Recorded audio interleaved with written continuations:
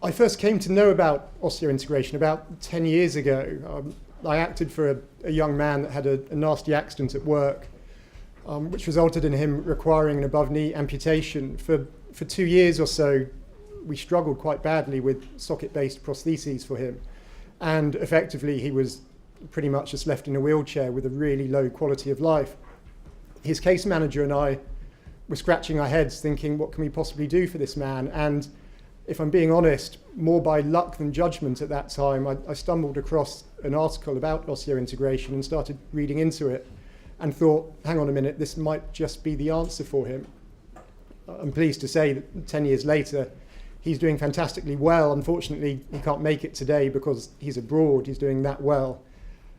But even 10 years later, there still seems to be maybe even mistrust of the form of treatment. It's certainly still seen by a large number of people as being experimental without sufficient scientific background, that there are risks associated with it that might be too great. Infection, clearly one of them, fixation breakage, and of course from a medico-legal context, there's also the issue of cost. It's clear, however, certainly to those that have been involved with clients or patients, depending on your own role, that in the short term especially, it can have fantastic benefits for them in terms of improving their quality of life.